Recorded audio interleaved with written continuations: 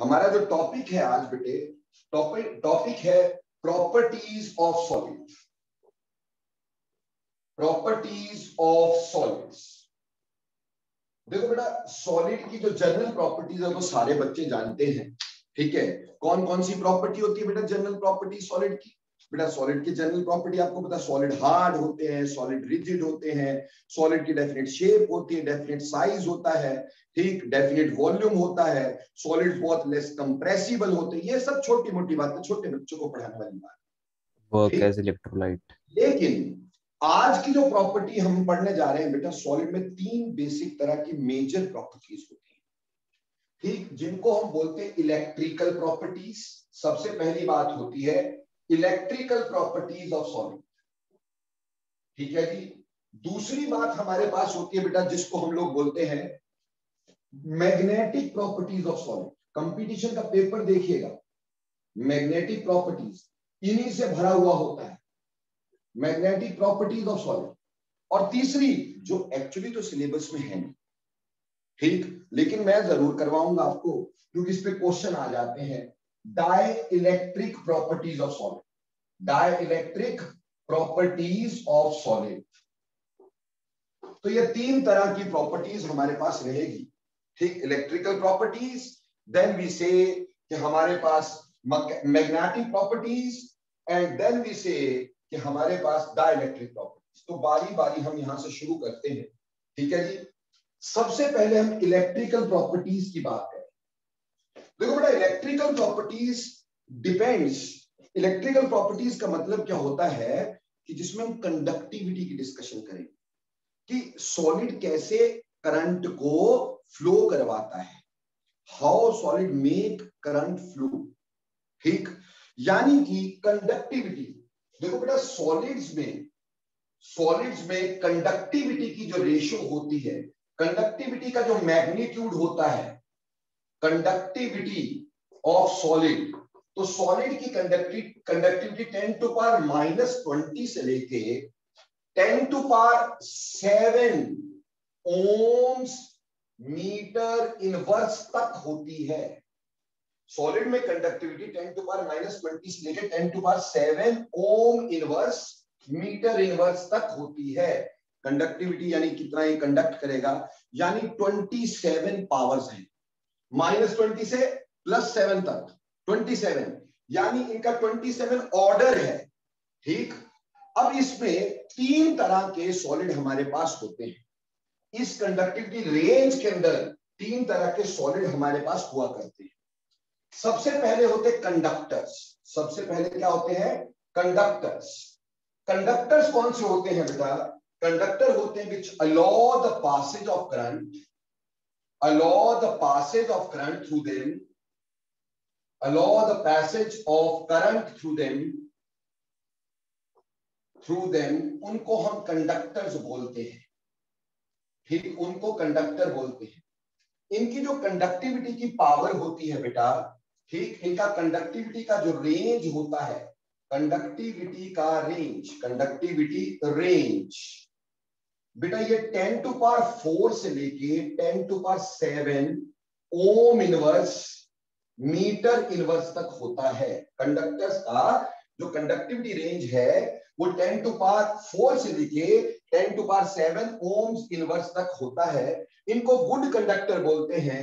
For examples metallic solids, for example metallic solids, metals, जैसे example हो गया iron etcetera, ये गुड कंडक्टर होते हैं, दे आर गुड कंडक्टर, और इनकी कंडक्टिविटी रेंज इतने से इतने तक होती है। ये करंट को पास करवाने में हमारी मदद करते हैं, ठीक, यानी इसमें से करंट पास ऑन होता है। बेटे दूसरे होते हैं जिनको बोलते हैं इंसुलेटर्स। इंसुलेटर्स, अब इंसुलेटर किसको बोलेंगे बेटा?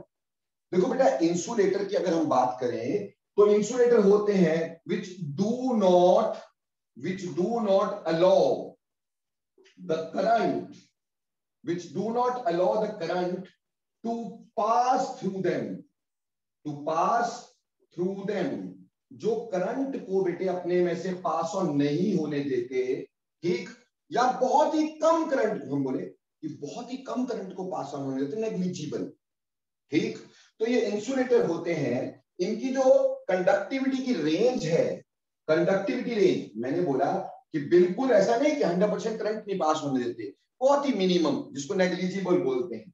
तो कंडक्टिविटी रेंज जो है इसकी बेटा, रेंज वो 10 की पावर -10 से लेके 20 से लेके 10 to power -10 ohm inverse metre inverse तक होती है इंसुलेटर्स की। ठीक, ये करंट को बेसिकली कैरी नहीं करने देते अपने थ्रू सॉलिड स्टेट में। जैसे एग्जांपल इसका ले लोगे तो डायमंड हो सकता है बेटा, diamond is a bad conductor, ठीक है जी, इट इज एन इंसुलेटर। ऐसे कई सारे एग्जांपल हम ले सकते हैं इसमें। ठीक, और तीसरे जो सबसे इंपॉर्टेंट हमारे पास होते हैं, जिसका डेली लाइफ में यूज ही बहुत ज्यादा है, वो है सेमी कंडक्टर। सेमी कंडक्टर्स, अब देखो सेमी कंडक्टर्स की जहां तक हम बात करें, semiconductor which allows the partial current to pass through them, which allows the partial current to pass through them, current to pass through them, जो ऐसे होते हैं जो बहुत कम करंट को पास, जितना हम डालते सारा पास ऑन नहीं करवाते, थोड़ा पास ऑन करवा देते हैं। इनकी कंडक्टिविटी की जो रेंज होती है बेटे, कंडक्टिविटी की जो रेंज होती है बच्चे, वो देखिए 10 टू पावर -10 से लेके 10 to power 4 ohms inverse metre inverse तक होती है। 10 टू पावर -10 से 10 टू पावर 4, ठीक, ओम्स इनवर्स मीटर इनवर्स तक होती है। देखो बेटा, ये कंडक्टिविटी की रेंज याद नहीं करनी, ठीक, क्यों? एक सिंपल बात, अगर दोनों ही पावर पॉजिटिव में हुई, अगर दोनों ही पावर पॉजिटिव में हुई तो समझ लेना कंडक्टर है। बेटा दोनों ही पावर नेगेटिव में हुई 10 की तो समझ लेना इंसुलेटर है। बेटे एक नेगेटिव में और एक पॉजिटिव में हुई तो समझ लेना है सेमी कंडक्टर। बात समझ में आ गई? ठीक, बात समझ में आ गई। अगर दोनों पावर्स का जो मैग्नीट्यूड है वो पॉजिटिव में है, वो क्या देगा हमें? वो देगा बेटा कंडक्टर। अगर एक दोनों ही नेगेटिव, वो देगा इंसुलेटर। एक पॉजिटिव एक नेगेटिव, वो देगा semi conductor.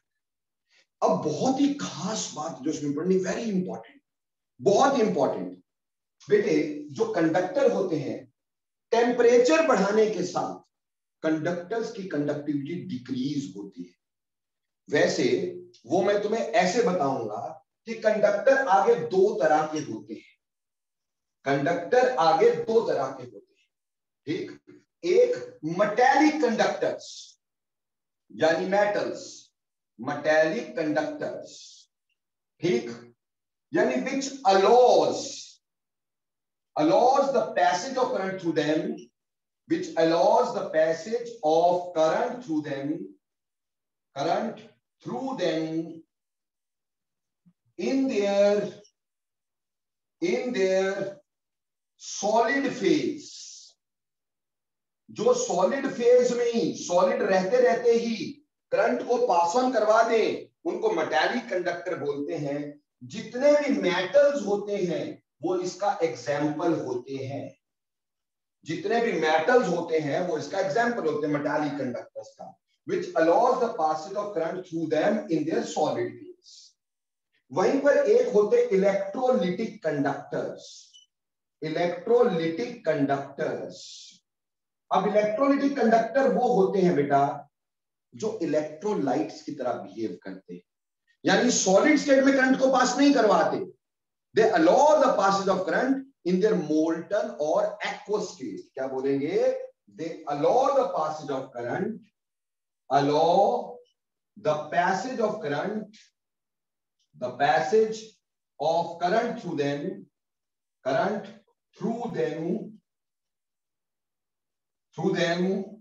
in their molten or aqueous states, यानी कि या तो उसको मेल्ट कर दो, ठीक, और या फिर एक्वस स्टेट में ले लो। जैसे बेटा एग्जाम्पल हो गया, आयनिक सॉलिड्स होते हैं जैसे NaCl, जैसे KCl, या फिर एसिड्स होते हैं, ठीक, CH3COOH, ठीक है। और +1 में आप ये भी पढ़ चुके हैं, इलेक्ट्रोलाइट भी आगे दो तरह के होते हैं। एक होते हैं जिनको हम बोलते हैं स्ट्रॉन्ग इलेक्ट्रोलाइट, जो पूरे आयंस में टूट जाएंगे, जैसे जितने भी आयनिक सॉलिड्स होते हैं वो स्ट्रॉन्ग इलेक्ट्रोलाइट होते हैं। और कुछ होते हैं वीक इलेक्ट्रोलाइट, जो कंप्लीटली अपने आयंस में नहीं टूटते, उनको वीक इलेक्ट्रोलाइट बोलते हैं। एक ना छोटा सा टिप देता हूं तुम्हें, मजेदार है क्या, जहां कार्बन और हाइड्रोजन इकट्ठा देख लिया ना, वो वीक इलेक्ट्रोलाइट होगा। इससे बढ़िया क्या मिलेगा जिंदगी में? जहां कार्बन हाइड्रोजन इकट्ठा देख लो, वो वीक इलेक्ट्रोलाइट पक्का है। जैसे एग्जाम्पल CH3COOH, H2CO3, ठीक है जी। आप देख रहे हैं जितने ऑर्गेनिक कंपाउंड होते हैं, ऑर्गेनिक एसिड्स होते हैं, उसमें कार्बन और हाइड्रोजन है। कार्बोनिक एसिड में कार्बन हाइड्रोजन है, तो ये वीक इलेक्ट्रोलाइट होते हैं। हाँ, इसके अलावा भी होते हैं, ऐसा नहीं कि सिर्फ वही कंपाउंड होते हैं, ठीक, और भी होते हैं जैसे NH4, ठीक, OH, ये एक वीक इलेक्ट्रोलाइट होता है, इसमें कार्बन हाइड्रोजन नहीं है। बट ये बात जरूर है, जहां कार्बन हाइड्रोजन इकट्ठा देख लो, वो तो पक्का ही समझ लेना ना कि वो वीक इलेक्ट्रोलाइट है। जैसे अभी मेरे को फटाफट से गौरव आप बताएंगे, HCl कैसा होगा, स्ट्रॉन्ग होगा कि वीक होगा? Strong, sorry weak weak. H भी है, C भी है, तो क्या बोलोगे? Weak electrolyte. So this is weak electrolyte. और जो हमारे पास बेटे आयनिक कंपाउंड होते हैं जैसे NaCl, KCl, वो स्ट्रॉन्ग इलेक्ट्रोलाइट्स होते हैं। तो बेटा एक तो हो गए आपके पास जो कंडक्टर हैं, जो करंट को पास करवाते हैं, उनकी कंडक्टिविटी रेंज 10⁴ से लेके 10⁷ ओम इनवर्स मीटर इनवर्स तक होती है। इसमें आगे दो तरह के होते हैं, मेटालिक कंडक्टर्स और इलेक्ट्रोलिटिक कंडक्टर्स। बेटा मेटालिक कंडक्टर जो होते हैं वो सॉलिड स्टेट में करंट को पास ऑन करवाते हैं, जैसे जितने भी मेटल। और इलेक्ट्रोलिटिक कंडक्टर जो होते हैं ये लिक्विड स्टेट में यानी मोल्टन स्टेट में या फिर एक्वस स्टेट में करंट को पास करवाते हैं, वो इलेक्ट्रोलिटिक कंडक्टर होते हैं। Now very very very important चीज समझना कि हमारे पास मेटालिक कंडक्टर्स की conductivity is inversely proportional to temperature. Metals की कंडक्टिविटी टेम्परेचर बढ़ाने से कम होती है, मेटल की कंडक्टिविटी टेम्परेचर बढ़ाने से कम होती है। वेयरएज इलेक्ट्रोलिटिक कंडक्टर जो होते हैं, इनकी conductivity is directly proportional to temperature. ठीक है जी। हमने यहां बोला कि जो मेटालिक कंडक्टर है, इसमें टेम्परेचर बढ़ाने से मेटालिक कंडक्शन कम होती है, और वहीं पे इलेक्ट्रोलिटिक कंडक्शन टेम्परेचर बढ़ाने से बढ़ती है। अब ऐसा क्यों है? ऐसा इसलिए होता है बेटा, अगर मैं मेटल का मॉडल देखता हूं, मैंने आपको पहले करवाया भी है, ठीक, अब नहीं भी जिसने किया है कोई ऐसी बड़ी बात है नहीं है, ठीक। मेटल में ऐसे करके पॉजिटिव चार्ज कैर्नल पड़े हुए होते हैं, ये पॉजिटिव चार्ज कैर्नल पड़े हुए होते हैं, ठीक है जी। और इसमें मोबाइल इलेक्ट्रॉन वो होते हैं जो मूव कर सकते हैं, ठीक, इलेक्ट्रॉन वो होते हैं जो मूव कर सकते हैं। ये मेटल का मॉडल है, दिस मॉडल ऑफ मेटल। अब मान लो यहां आपने एक इलेक्ट्रिक फील्ड लगा दी प्लस, और यहां पे लगा दी माइनस इलेक्ट्रिक फील्ड। अब प्लस वाला क्या करेगा, इस इलेक्ट्रॉन को अपनी तरफ खींचेगा, ठीक है जी। जब ये इलेक्ट्रॉन यहां चला जाएगा, इधर चला जाएगा, तो यहां पे खाली जगह आ जाएगी, तो ये इलेक्ट्रॉन यहां जंप कर जाएगा, तो खाली जगह यहां आ जाएगी। तो ये इलेक्ट्रॉन यहां जंप कर जाएगा, तो खाली जगह यहां आ जाएगी। ये इलेक्ट्रॉन यहां जंप करेगा, खाली जगह यहां आ जाएगी। तो ये इलेक्ट्रॉन यहां जंप करेगा, खाली जगह यहां आ जाएगी, और नेगेटिव टर्मिनल से इलेक्ट्रॉन यहां आ जाएगा। तो एक साइड से इलेक्ट्रॉन आया और दूसरी जगह से इलेक्ट्रॉन चला गया, इसीलिए मेटल कंडक्टर होते हैं। एक साइड से इलेक्ट्रॉन डालते हो, दूसरी साइड से इलेक्ट्रॉन निकल जाते हैं। तो इस तरह से मेटल की मूवमेंट की वजह से, इलेक्ट्रॉन की मूवमेंट की वजह से ये जो पॉजिटिव चार्ज वाले कर्नल है ये तो अपनी मेन पोजीशन पे खड़े हैं, ये तो जहां है वहीं है, ये पॉजिटिव चार्ज जहां है वहीं है, सिर्फ इलेक्ट्रॉन मूव कर रहे हैं और उसकी वजह से कंडक्टिविटी है। अब टेम्परेचर बढ़ाने से ऐसा क्या होगा कि इसकी कंडक्टिविटी कम हुई? बेटा जब टेम्परेचर बढ़ाने लगोगे तो ये जो कर्नल होंगे यानी ये पॉजिटिव चार्ज वाले, ये अपनी मीन पोजीशन पे वाइब्रेट करने शुरू हो जाएंगे, ये अपनी मीन पोजीशन पे यूं वाइब्रेट करेंगे। जब ये वाइब्रेट करेंगे तो इलेक्ट्रॉन को मूव करने में हिंड्रेंस देंगे, रुकावट देंगे। भैया एक बाजार पूरा खाली है तो आप दौड़ते चले जाओ, कोई रोकने वाला नहीं है, पर बेटा उसमें बीच में ऐसे ऐसे लोग जा रहे हैं तो क्या हम मूव कर सकते हैं? हमें हिंड्रेंस मिलेगी ना। तो सिमिलरली जब टेम्परेचर बढ़ाते हो कर्नल अपनी मीन पोजीशन पे मटकना शुरू कर देते हैं, ऑसिलेट होना शुरू हो जाते हैं। उस ऑसिलेशन की वजह से इलेक्ट्रॉन की मूवमेंट को दिक्कत होती है तो उसको हिंड्रेंस मिलती है जिसको हम रेजिस्टेंस बोलते हैं। क्या बोलते हैं? रेजिस्टेंस। तो रेजिस्टेंस आ जाती है, उससे कंडक्टिविटी कम हो जाती है। तो क्या बोलोगे? टेम्परेचर बढ़ाने से मेटल के कर्नल अपनी मीन पोजीशन पे वाइब्रेट करने लगते हैं और उस वाइब्रेशन की वजह से उसको इलेक्ट्रॉन की मूवमेंट को हिंड्रेंस मिलती है, इलेक्ट्रॉन मूव नहीं कर पाते हैं और क्योंकि इलेक्ट्रॉन मूव नहीं कर पाते हैं इस वजह से मेटल की कंडक्टिविटी टेम्परेचर बढ़ाने से कम हो जाएगी। बोलो ये पॉइंट सबको समझ में आ गया? यस और नो क्विकली बोलना। Yes sir. Okay. On the other hand, खास करके बेटा जो मेरे नए वाले बच्चे ना ईशप्रीत गौरव, प्लीज बेटा थोड़ा सा ना टू वे कम्युनिकेशन रखना। अगर कोई चीज नहीं समझ में आती तो आराम से बताना मेरे को बेटे कि ये चीज समझ नहीं आई सर, तो मैं आपको 10 बार एक्सप्लेन कर दूंगा। ठीक? मन में रखने से ना तुम्हारी अच्छाई ना मेरी अच्छाई। ठीक है? तो बता दोगे तो सॉल्व हो जाए। ठीक?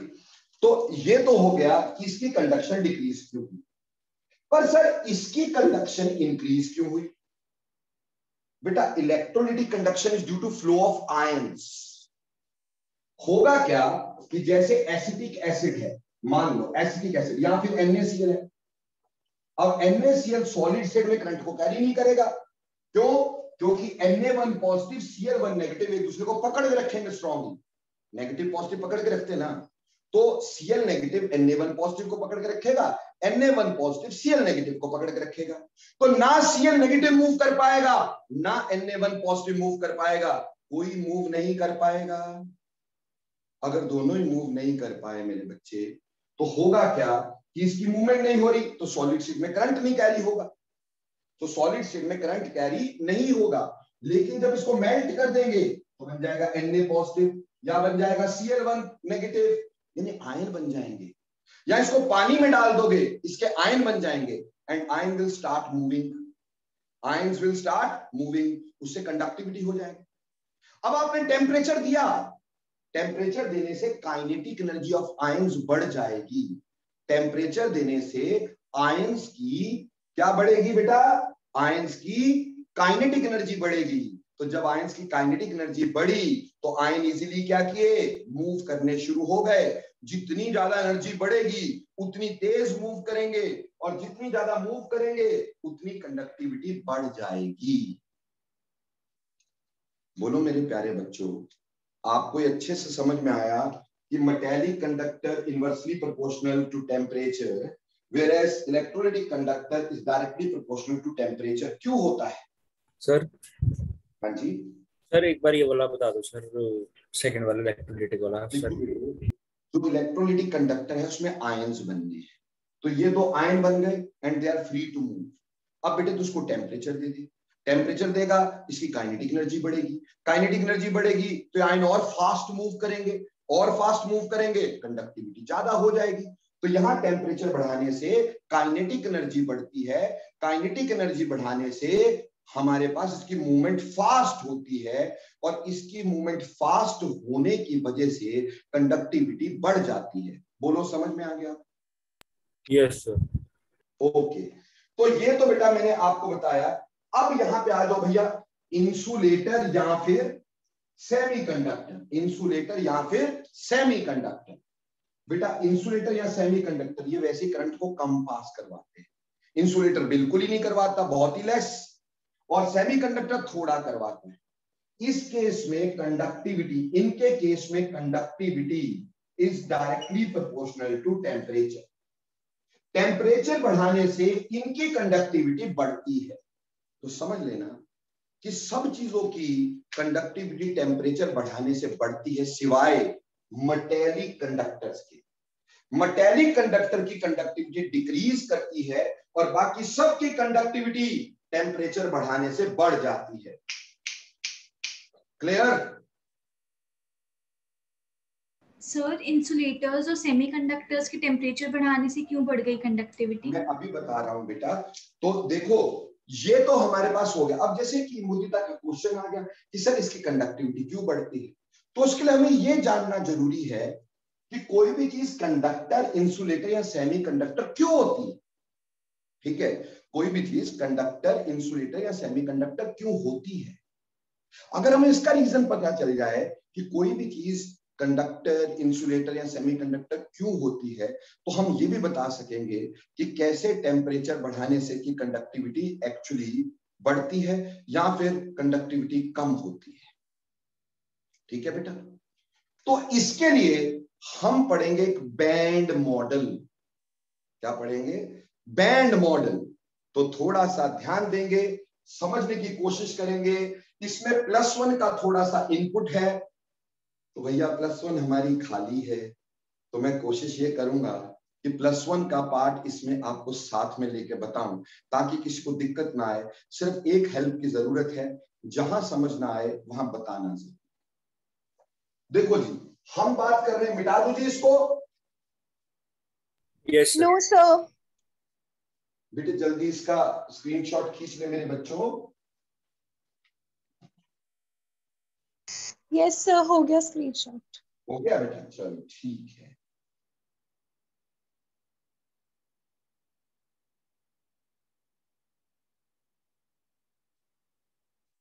एक तो मुझे यही चीज पसंद नहीं, जबकि मैंने आपको मैसेज लिखा था मेरे बच्चे।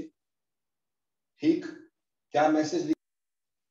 तो मेरे बच्चों, band model will be explain on molecular orbital theory. +1 में हमने ये पढ़ी थी, मॉलिक्यूलर ऑर्बिटल थ्योरी। मुझे मालूम है कि +1 में आपका हाथ पल्ला तंग है, तो कोई बात नहीं, अपन कोशिश करते हैं थोड़ा बहुत याद करना, थोड़ा बहुत मैं बताऊंगा। थोड़ा बहुत तो आता ही होगा। कभी मॉलिक्यूलर ऑर्बिटल थ्योरी पढ़ी तो है ना बेटा तुम लोगों ने? नाम सुना सुना लग रहा है सर। नाम सुना सुना लगता है ना, तो बस वो याद भी आ जाएगा। देखो बेटे, मान लो हमारे पास लिथियम है। लिथियम है, जब 2 लिथियम पास आते हैं तो उनके एटॉमिक ऑर्बिटल आपस में जुड़ के एक नया सेट ऑफ ऑर्बिटल देते हैं, जिनको बोलते हैं मॉलिक्यूलर ऑर्बिटल्स। जैसे लिथियम है, लिथियम की कॉन्फ़िगरेशन, लिथियम का एटॉमिक नंबर Z कितना? 3। एटॉमिक नंबर Z कितना? 3। ठीक है बच्चे, और इसकी configuration 1s2 2s1, 1s2 2s1। अब इधर ध्यान दीजिएगा कि यहां मैंने एक लिथियम लिखा बेटा, यहां मैंने एक लिथियम का एटॉमिक ऑर्बिटल लिख रहा हूं और यहां दूसरी लिथियम का एटॉमिक ऑर्बिटल लिख रहा हूं। ध्यान से समझना, यहां पे ये लिखा मैंने 1s और यहां पे भी बेटा मैंने ये लिखा 1s। ये इस लिथियम का, इसी लिथियम का। 1s के बाद ऊपर क्या है? यहां लिखा 2s और यहां पे भी लिखा बेटा 2s। ठीक है जी। अब 1s में कितने इलेक्ट्रॉन है बेटे? 1s में 1 2, इसमें भी 1 और 2, और 2s में कितने कितने इलेक्ट्रॉन है? 2s में 1 इलेक्ट्रॉन है। जब ये पास आते हैं तो पास आकर के इनके एटॉमिक ऑर्बिटल आपस में कंबाइन कर जाते, जुड़ जाते। जब ये जुड़ते हैं तो ये 2 तरह के मॉलिक्यूलर ऑर्बिटल बनाते हैं। तो बीच में हम बनाएंगे Li2 का मॉलिक्यूलर ऑर्बिटल, Li2 के मॉलिक्यूलर ऑर्बिटल्स। देखो बेटे, इसमें कैसे बनेंगे? जितने एटॉमिक ऑर्बिटल जुड़ते हैं उतने मॉलिक्यूलर ऑर्बिटल बनते हैं। जितने एटॉमिक ऑर्बिटल जुड़ते हैं उतने मॉलिक्यूलर ऑर्बिटल बनते हैं। ठीक, जैसे 2 जुड़े तो 2 बनेंगे, एक बनेगा सिग्मा 1s और दूसरा बनेगा सिग्मा स्टार 1s। ये सिग्मा स्टार 1s, ये सिग्मा 1s। बेटा सिग्मा 1s को बोलेंगे, यानी जो ये वाले होते सिग्मा वाले, इनको बोलते हैं bonding molecular orbitals. Bonding molecular orbitals. और ये होते हैं एंटी बॉन्डिंग मॉलिक्यूलर ऑर्बिटल। बोलो बेटा, ये सुना है ना कभी? Bonding molecular orbital. Yes sir. तो यस सर। ऑर्बिटल कंबाइन किए 1s 1s के, 2 मॉलिक्यूलर ऑर्बिटल बने, एक बॉन्डिंग का एक एंटी बॉन्डिंग का। ऐसे 2s 2s भी कंबाइन करेंगे। तो 2s 2s जब कंबाइन करेंगे तो यहां पर ये समझ लो ये बन गया, क्योंकि ये 2s था, ये 2s था लिथियम का एटॉमिक ऑर्बिटल, और यहां बीच में मॉलिक्यूलर ऑर्बिटल। बेटा s में हमेशा सिग्मा बॉन्ड ही बनता है, s में कभी पाई बॉन्ड नहीं बनता है, s में हमेशा सिग्मा बॉन्ड ही बनता है। तो ये बन गया सिग्मा 2s और ये सिग्मा स्टार 2s, यानी ये बॉन्डिंग, ये एंटी बॉन्डिंग। क्लियर जी? तो ये जो बीच में बने ये वाले, ये मॉलिक्यूलर ऑर्बिटल है, यानी जब लिथियम जुड़ जाएंगे तो ये खत्म हो जाएंगे, ये खत्म हो जाएंगे, ये खत्म हो गया, ये खत्म हो गया। अब ये एग्जिस्ट नहीं कर रहे, एग्जिस्ट ही ये कर रहे हैं। ये वाला जो सेट जो बीच में बनाया है मैंने, ये वाला सिर्फ यही एग्जिस्ट करेगा after the bond formation. Bond बनाने के बाद ये बीच वाला सेट ही एग्जिस्ट करेगा, बाकी कोई चीज एग्जिस्ट नहीं करती। पुराने ऑर्बिटल खत्म हो जाते हैं और नया सेट ऑफ ऑर्बिटल बन जाता है, जिनको अपन मॉलिक्यूलर ऑर्बिटल बोलते हैं। अब इसमें इलेक्ट्रॉन भरने होते हैं, और कितने भरने हैं? 1 2 3 4 5 6 इलेक्ट्रॉन हमने भरने। 3 एक लिथियम के, 3 दूसरी लिथियम के, 6। अब वो 6 को कैसे भरोगे भाई? यहां से शुरू करोगे, 1 2 3 4 5 6, तो 6 के 6 भर गए। इसलिए Li2 की जो कॉन्फ़िगरेशन लिखते हो, Li2 की कॉन्फ़िगरेशन, वो क्या लिखते हो? यहां पे सिग्मा 1s में कितने इलेक्ट्रॉन? 2, ये 2 चलेगा यहां पर देखो। फिर सिग्मा स्टार 1s में कितने इलेक्ट्रॉन? सर 2। फिर सिग्मा 2s में कितने इलेक्ट्रॉन? सर 2, और सिग्मा स्टार खाली। तो ये कॉन्फ़िगरेशन हो गई। बोलो बेटे, ये मॉलिक्यूलर ऑर्बिटल थ्योरी का +1 का बेसिक था, मैंने कंप्लीट करने की कोशिश की, हालांकि it is not suppose to do in +2, but yet मैं आपकी भावनाओं की कदर करते हुए ये बता रहा हूं। बोलो समझ में आया कि नहीं आया? Yes, sir. अब मेरे बच्चों ऐसा है कि जब हम ये बना दिए, इसमें मेरे बच्चे ये जो हमारे पास ऊपर वाला है, यानी हाईएस्ट शेल, वैलेंस शेल के जो मॉलिक्यूलर ऑर्बिटल है, ठीक, ये हमारी वैलेंस शेल के मॉलिक्यूलर ऑर्बिटल थे, यानी ये वाले सिग्मा 2s, ये वैलेंस शेल है, वैलेंस शेल, ठीक।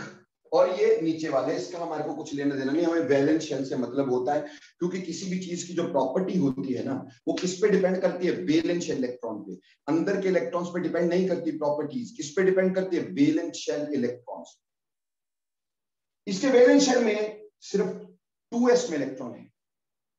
अब ऐसे सुनो, ध्यान से सुनना, अगर मेरे पास 2 लिथियम कंबाइन किए तो बेटा सिर्फ अभी वैलेंस शेल का बता, एक बन गया anti bonding molecular orbital, anti bonding molecular orbital, और यहां बन गए बॉन्डिंग मॉलिक्यूलर ऑर्बिटल। क्यों जी? नीचे bonding BMO, bonding molecular orbital, ऊपर ABMO, anti bonding molecular orbital.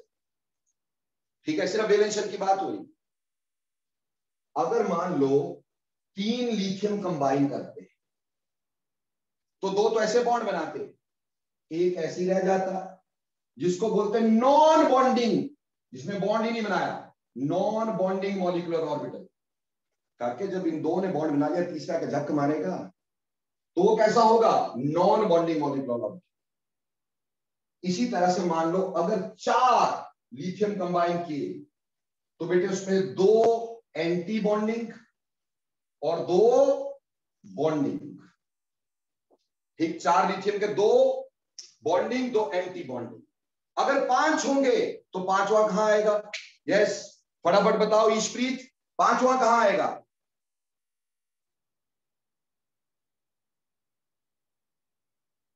Yes, जल्दी जल्दी बेटा।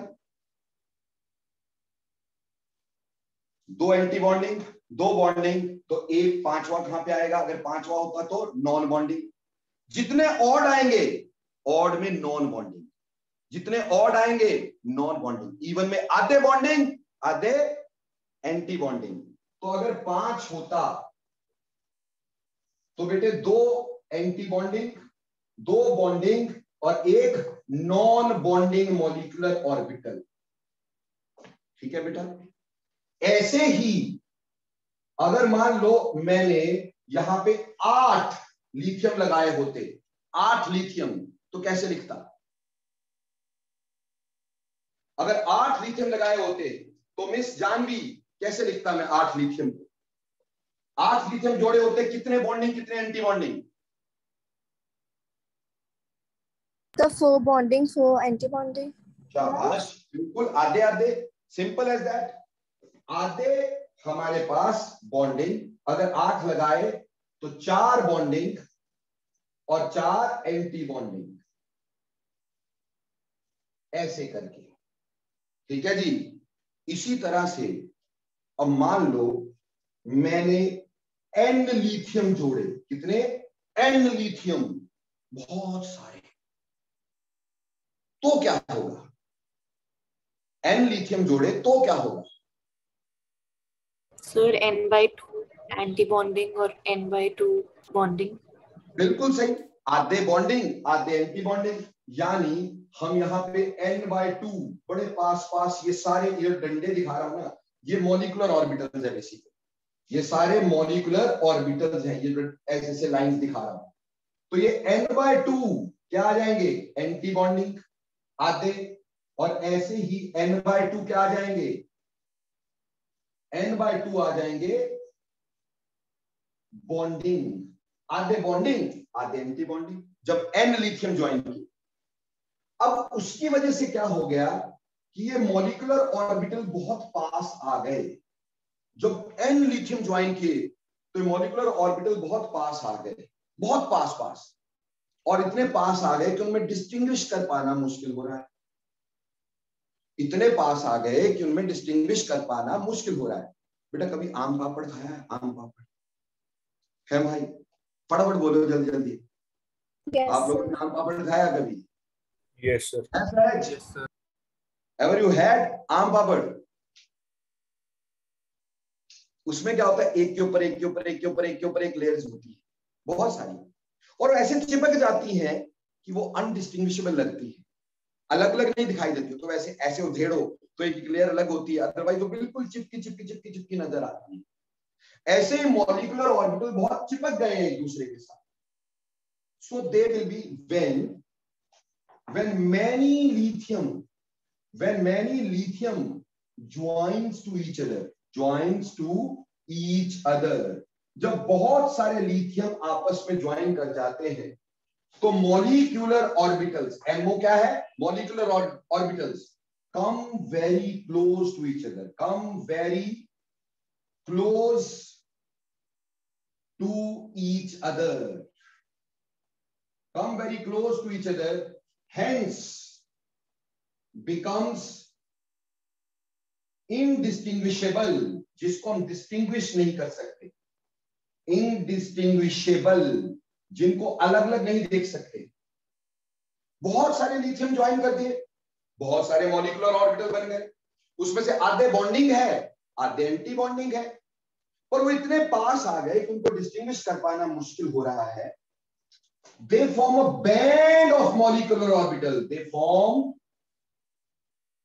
a band of molecular orbitals, band of molecular orbitals। अब ये जो है ये एक बैंड की तरह नजर आ रहा है, इसमें हम डिस्टिंग्विश ही नहीं कर पा रहे हैं कितने मॉलिक्यूलर ऑर्बिटल हैं, ये इतने पास पास हैं कि हमें डिस्टिंग्विश नहीं हो पा रहा है, ये एक बैंड की तरह नजर आ रहा है। So this forms a band of molecular orbital. तो पहले समझ में आया कि बैंड कैसे बनता है मॉलिक्यूलर ऑर्बिटल। सारे बच्चे यस या नो लिखेंगे, अगर नहीं समझ में आया तो बताएंगे नो, और अगर समझ में आया तो यस। आदित्य फटाफट से बोलो, समझ में आ गया सारा कि नहीं? Yes sir. विनीत समझ में आ गया बेटे सारा कि नहीं? Yes sir. एंड गौरल मेरे बच्चे समझ में आ गया सारा कि नहीं? Yes, sir. Thank you. तो देखो बेटा ऐसे ना सारे इनडिस्टिंग्विशेबल बैंड सा बन जाता है, ऐसे बैंड बनता है मॉलिक्यूलर ऑर्बिटल। अब बैंड जो होते हैं तीन तरह के होते हैं। ये जो बैंड होते हैं ना, ये जो बैंड बना बैंड ऑफ मॉलिक्यूलर ऑर्बिटल, ये जो बैंड बने हैं मॉलिक्यूलर ऑर्बिटल के, ये आगे थ्री टाइप्स के होते हैं, थ्री टाइप्स के होते हैं। These bands are of three types। वो थ्री टाइप्स के बैंड कौन से होते हैं? सबसे पहला बैंड होता है वैलेंस बैंड। वैलेंस बैंड देखो बेटे, जो वैलेंस शेल के मॉलिक्यूलर ऑर्बिटल बैंड बनाते हैं उसको अपन वैलेंस बैंड बोलते हैं। यानी हम बोलेंगे band formed by highest occupied molecular orbitals। Highest occupied यानी वैलेंस शेल। हाईएस्ट सबसे ऊपर कौन सा होता है? सबसे ऊपर कौन सा है भाई? वैलेंस शेल ही है ना। यानी वैलेंस शेल का band, band formed by highest occupied. बेटा हाईएस्ट ऑक्यूपाइड मॉलिक्यूलर ऑर्बिटल लिखते हैं होमो। क्या लिखते हैं? होमो।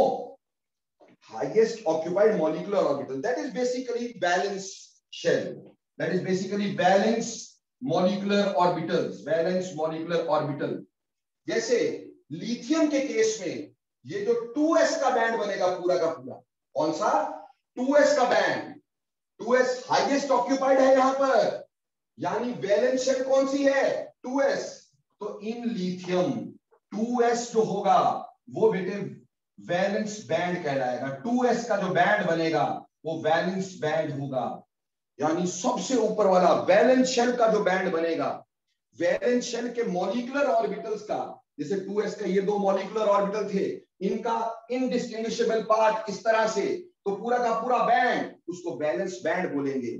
ये हाईएस्ट ऑक्यूपाइड मॉलिक्यूलर ऑर्बिटल्स का बैंड या बोले वैलेंस शेल का band is called as valence band. जैसे लिथियम के केस में हाईएस्ट ऑक्यूपाइड कौन सा है? 2s। तो 2s का जो बैंड होगा वो वैलेंस बैंड होगा लिथियम के केस में। अगर सोडियम होता, सोडियम में 3s सबसे ऊपर होता, तो 3s का वैलेंस बैंड होता। हाईएस्ट ऑक्यूपाइड मॉलिक्यूलर ऑर्बिटल का band is called as valence band. बोलो क्लियर कि नहीं? सर बैंड या बैंड? बैंड मेरे भाई, बैंड। बैंड क्या होता है? ये बैंड नहीं है सर आपने यहाँ पे वैलेंस बैंड लिखा है। Band BAND। सर वो वी लग रहा है। अरे यार आंखें चेक करवा, ये बैलेंस बैंड है, बैंड। मुंह से तो कुछ बोल रहा हूं मैं, ठीक? तो वैलेंस बैंड क्या होता है? Valence band is formed by highest occupied molecular orbitals, HOMO. That is valence shell के जो मॉलिक्यूलर ऑर्बिटल्स हैं। अब वैलेंस शेल में लिथियम में कौन सा है? सिग्मा 2s है या सिग्मा स्टार 2s है, या सिग्मा 2s है या सिग्मा स्टार 2s है। तो उसका जो 2s का पूरा बैंड बना वो वैलेंस बैंड है। तो लिथियम के केस में वैलेंस बैंड हो गया। अब दूसरी तरह का बैंड होता है जिसको बोलते हैं कंडक्शन बैंड। कंडक्शन बैंड, अब ध्यान से समझना भाई। बेटे 2s के बाद ऊपर आएगा 2p, 2s के बाद ऊपर क्या आएगा 2p, उसमें कोई इलेक्ट्रॉन नहीं है, खाली है, क्योंकि लिथियम के तो बेटा 2s तक ही इलेक्ट्रॉन, 2p खाली है यहां पर। ये लोएस्ट अनऑक्यूपाइड मॉलिक्यूलर ऑर्बिटल बनेंगे इसके। ये तो ऑक्यूपाइड थे, वैलेंस शेल वाले तो ऑक्यूपाइड थे, इससे ऊपर वैलेंस शेल का अगला शेल, वैलेंस शेल से अगला शेल। देखो ये जो ऑर्बिटल होते हैं ये सारी सिर्फ पॉसिबिलिटीज हैं, ये एक्चुअली एग्जिस्ट थोड़ी करते हैं, ये क्या होता है पॉसिबिलिटीज होती है, ठीक है, कि ऐसी पॉसिबिलिटी है। तो बेटा हमारे पास 2s के अगले 2p आना था, तो अगर इसके ऊपर 2p लिखते तो 2p का बैंड बनना था, वो लोएस्ट अनऑक्यूपाइड मॉलिक्यूलर ऑर्बिटल्स का बैंड बनना, उसको बोलते हैं कंडक्शन बैंड। तो conduction band is formed by lowest unoccupied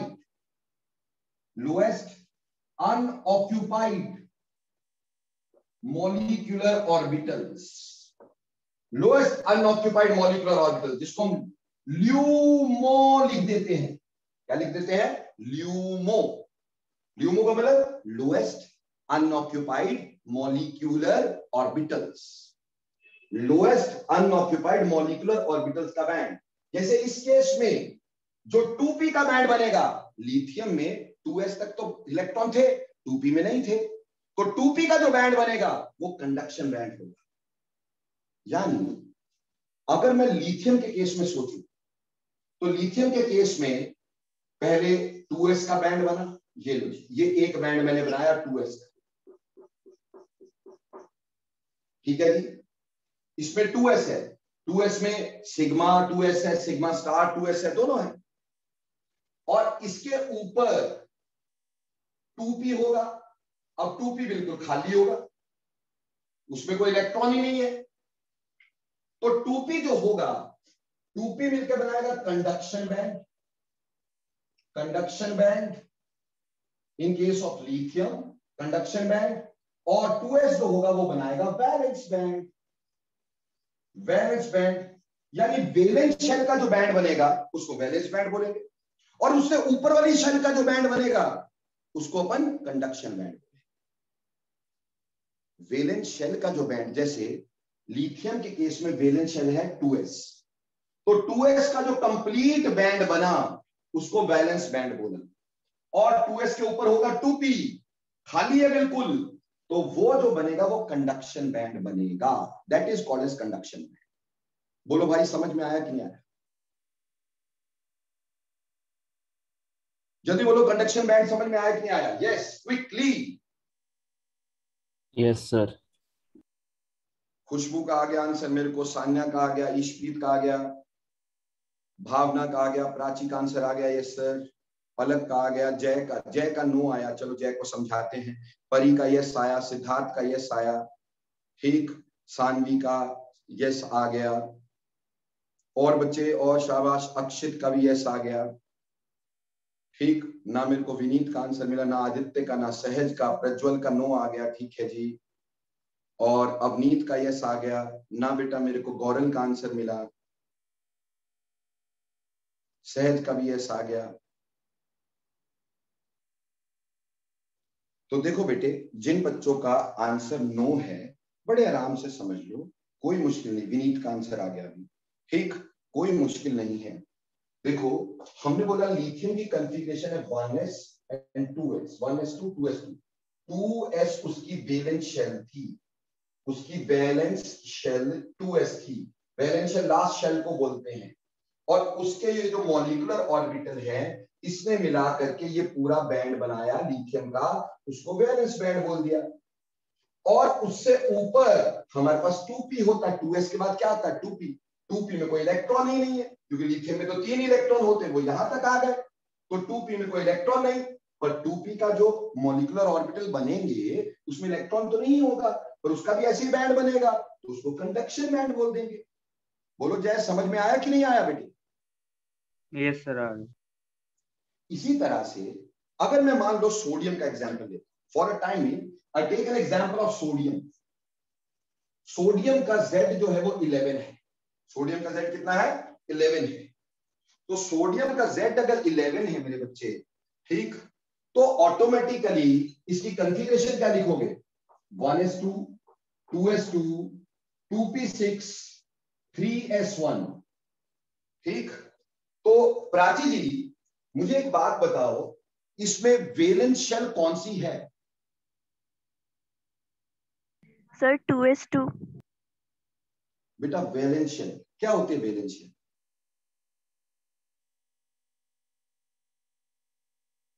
बेटा वैलेंस शेल होती है लास्ट शेल। लास्ट कौन सी है यहां पर? 3s1। ये लास्ट है, ये वैलेंस शेल है, ठीक। तो इस वैलेंस शेल का जो बैंड बनेगा, यानी 3s का जो बैंड बनेगा, ऐसे करके जब वो ज्वाइन करेंगे तो 3s इधर एक सोडियम का, इधर दूसरे सोडियम के 3s आपस में ज्वाइन करेंगे, बीच में ऐसे मॉलिक्यूलर ऑर्बिटल बन जाएंगे। तो 3s का जो बैंड बनेगा वो बैलेंस बैंड होगा। 3s का बैंड वो बैलेंस बैंड कहलाएगा, ठीक है जी।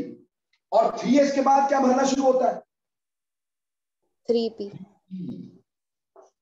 अभी इसमें कुछ नहीं है, खाली है। तो इससे जस्ट ऊपर 3p का जो बैंड बनेगा वो कंडक्शन बैंड, यानी वैलेंस शेल का जो बैंड वो वैलेंस बैंड, और उससे ऊपर वाली शेल का जो बैंड वो कंडक्शन बैंड। इसलिए हम बोल देते हैं कि valence band is band formed by highest occupied molecular orbital, that is valence shell molecular orbitals का band, that is valence band. In lithium it is 2s, in lithium it is 2s, in sodium it is 3s, in potassium it may be 4s। और वहीं पर बेटे जो lowest unoccupied यानी valence shell से अगली shell का जो बैंड बनेगा, वैलेंस शेल से जस्ट अगली शेल का जो बैंड बनेगा वो कंडक्शन बैंड हुआ करेगा। उसमें कोई इलेक्ट्रॉन नहीं होता, खाली होता है। अभी सभी बच्चों को समझ में आया? गौरल बिटिया समझ में आया मेरे बच्चे?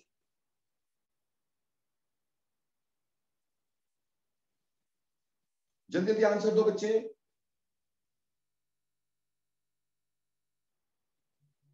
एकांकी समझ में आया बेटा? Yes sir. ठीक। और प्रज्वल मेरे बच्चे अब समझ में आया? प्रज्वल माइक ऑन करके बोलना बेटा।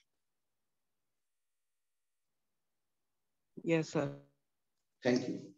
तो ऐसे करके हम वैलेंस बैंड और कंडक्शन बैंड तक पहुंचते हैं। अब बात आती है तीसरा बैंड कौन सा होगा सर? बेटा तीसरा बैंड हम कहते हैं फॉरबिडन बैंड। क्या नाम देते हैं? Forbidden band. फॉरबिडन बैंड या इसको एनर्जी गैप बोलते हैं, या एनर्जी गैप बोलते हैं। एनर्जी गैप और फॉरबिडन बैंड। देखो बेटे, इस 2s बैंड और 2p बैंड के बीच में एनर्जी का डिफरेंस हो सकता है कि नहीं? होगा ही बेटे। 2s और 2p में एनर्जी का डिफरेंस होगा ना। तो ये जो बीच में जगह आएगी इनके बीच में, 2s के बैंड में और 3p के यानी कंडक्शन बैंड और वैलेंस बैंड के बीच की जो जगह होगी जहां पे कोई भी बैंड नहीं होगा, उसको एनर्जी गैप या फॉरबिडन बैंड बोलते हैं। एनर्जी गैप या फॉरबिडन बैंड बोलते हैं, ठीक। यहां पे कभी इलेक्ट्रॉन नहीं जाता, इसलिए बोलते हैं फॉरबिडन बैंड। जैसे आपकी मान लो बिल्डिंग है, उसके 2 माले हैं, यानी 2 उसकी एक नीचे वाली और एक ऊपर वाली 2 मंजिलें हैं। देयर आर 2 मंजिलें। एक नीचे वाली मंजिल तो वो तो होगी वैलेंस, उसमें हम रहते हैं। ऊपर वाली मान लो खाली है, वो क्या होगी? कंडक्शन। बेटे उसके बीच में एक लेंटर पड़ा हुआ है, क्या उस लेंटर के अंदर रह सकते हो? है भाई? नहीं ना। वो क्या है? फॉरबिडन बैंड है, एनर्जी गैप है। ऐसे ही जैसे यहाँ पे 2s, जैसे मान लो सोडियम का केस लेते तो ये 3s का बैलेंस बैंड बन जाता, और 3p का हमारे पास कंडक्शन बैंड बन जाता, और ये बीच में जो एनर्जी का डिफरेंस आता इसको एनर्जी गैप या फॉरबिडन बैंड बोल देते। भैया इसमें तो इलेक्ट्रॉन कभी जाएगा ही नहीं, क्योंकि ये तो गैप है, यहां तो एनर्जी है ही नहीं, यहां तो मतलब इलेक्ट्रॉन है ही नहीं, यहाँ तो इलेक्ट्रॉन इधर आएगा या यहाँ आएगा, बीच में आएगा ही नहीं, तो इसको फॉरबिडन बैंड या एनर्जी गैप बोल देते हैं। तो तीनों तरह के बैंड क्या होते हैं, कैसे होते हैं, ये समझ में आया कि नहीं आया? कि वैलेंस बैंड कैसे बनता है? बोला हाईएस्ट ऑक्यूपाइड मॉलिक्यूलर ऑर्बिटल्स का या वैलेंस बैंड का जो बैंड बनता है, वैलेंस शेल का जो बैंड बनता है उसको वैलेंस बैंड बोलते हैं। उससे ऊपर वालों का जो बैंड बनता है उसको कंडक्शन बैंड बोलते हैं। उसके बीच की जो जगह होती है उसको फॉरबिडन बैंड बोलते हैं, या उसको हम लोग एनर्जी गैप का नाम देते हैं। सर वैलेंस बैंड का नाम तो समझ में आ गया कि वैलेंस बैंड का नाम वैलेंस बैंड क्यों है, क्योंकि वो वैलेंस शेल से मिलकर बना है। सर कंडक्शन बैंड का नाम क्यों ऐसे रखा? ये जो ऊपर खाली है इसको कंडक्शन बैंड क्यों बोला? क्योंकि बेसिकली होगा क्या, जब कभी इसमें आफ्टर ऑल भरे तो इलेक्ट्रॉन है ना, ये है तो मॉलिक्यूलर ऑर्बिटल्स है, इसमें इलेक्ट्रॉन भरे हुए हैं, तो जब इलेक्ट्रॉन यहां से जंप करके यहां जाएगा, कंडक्शन बैंड में जाएगा, तो वो न्यूक्लियस के इन्फ्लुएंस से कुछ हद तक क्या हो जाएगा, बिल्कुल न्यूक्लियस के इन्फ्लुएंस से दूर हो जाएगा। यानी उसने जंप कर दिया कंडक्शन बैंड में, अब ये थोड़ा फ्री हो गया और कंडक्शन बैंड में ये मूव कर पाएगा, और मूवमेंट की वजह से क्या कॉज करेगा, ये मूवमेंट की वजह से कॉज करेगा कंडक्टिविटी। इस कंडक्शन बैंड की वजह से यहां पे electrons are free to move. जो खाली जगह, आप नीचे वाले माले में रहते हैं, ऊपर वाला माला खाली, ठीक, जया ने क्या किया, ऊपर वाले माले पे पढ़ना शुरू कर दिया, तो भैया ऊपर वाली बिल्डिंग अपने ऊपर वाले उसमें गए तो सारी जगह पे घूम रहे हैं पूरी तरह से, कोई रोकने वाला नहीं है, ठीक है जी, कोई रोकने वाला नहीं है, तो वो कंडक्शन बैंड। अब सुनीति जी लिख रही हैं सर इलेक्ट्रॉन तो एक्साइट होगा, तो भैया जब बेटे करंट पास करवाओगे, current is a form of energy, तो आपने एनर्जी दी, किसको दी, वैलेंस इलेक्ट्रॉन्स को। वैलेंस इलेक्ट्रॉन ने एनर्जी को एब्सॉर्ब किया और जंप किसमें किया, कंडक्शन बैंड में। कंडक्शन बैंड खाली, वहां वो आराम से मूव कर रहा है, and it is responsible for conduction. That is why it is called as conduction band, क्योंकि इसकी वजह से कंडक्शन होती है। अब मेरे सारे बच्चे एक बार, लास्ट बार मेरे को यस लिख के बता देंगे कि तीनों bands, valence band, conduction band और फॉरबिडन बैंड समझ में आया कि नहीं आया? नहीं आया तो मैं बताऊंगा दोबारा। यस, सभी का आंसर चाहिए मेरे को। कार्तिकेयन का आ गया, जानवी का आ गया, जय का आ गया, अवनीत का आ गया, जानवी, यस यस यस, मुदिता का आ गया, विनीत का आ गया मेरे को आंसर, गौरल का आ गया, सनी का आ गया, very good very good, Saanvi का आ गया, खुशबू। सर फिर इनका सिग्निफिकेंस क्या है बैंड का? अरे वो तो आने दे, पहले बैंड बता आया कि नहीं। बेवजूद की बात, पहले बैंड बताओ समझ में आया कि नहीं। ठीक, तो आदित्य को आ गया, एकांकी को आ गया, सभी को आ गया, खुशबू ये तो आ गया, चलो ठीक है, बढ़िया हो गया। अब ये तो हो गया बेटा जी हमारे बैंड्स बनते कैसे, बैंड होता क्या है। ठीक, अब हम बात करेंगे इसके ऊपर कैसे कंडक्टिविटी डिफाइन करें। अब इन बैंड्स पे फटाफट से इसकी फोटो खींच लो जल्दी से, पहले से भी जल्दी। अब देखो भाई इस बैंड मॉडल पे कंडक्टिविटी को कैसे एक्सप्लेन करते हैं। देखो जी, बैंड मॉडल पे कंडक्टिविटी को कैसे एक्सप्लेन करते हैं। ठीक, देखो जी बैंड मॉडल पे कंडक्टिविटी को ऐसे एक्सप्लेन करते हैं, अगर कंडक्टर्स होते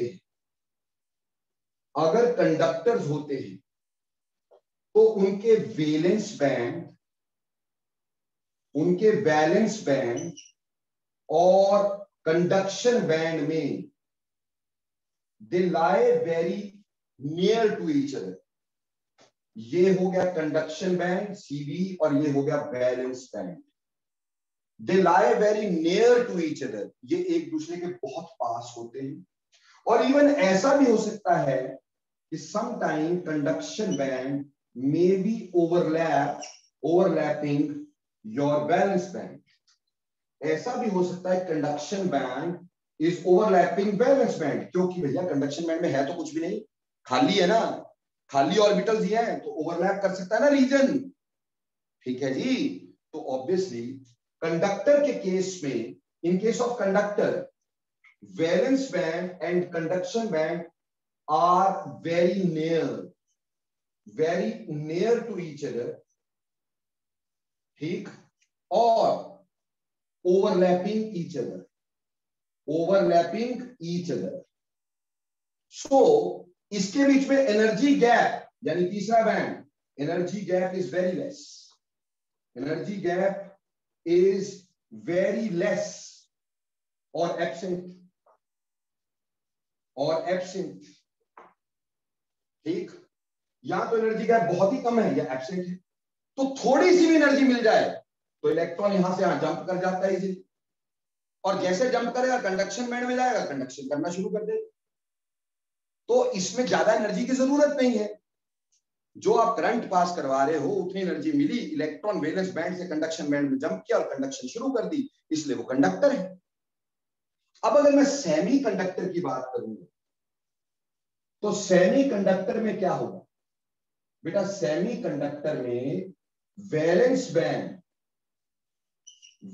बैंड और कंडक्शन बैंड के बीच में थोड़ा सा एनर्जी गैप होगा, यानी थोड़ा सा फॉरबिडन बैंड भी होगा, एनर्जी गैप होगा. ये कंडक्शन बैंड, ये वैलेंस बैंड, तो थोड़ा सा एनर्जी गैप हुआ. उसकी वजह से इलेक्ट्रॉन को वैलेंस बैंड से कंडक्शन बैंड में एक्साइट होने के लिए कुछ एनर्जी यूज हो गई, तो कुछ करंट वहीं यूज हो गया.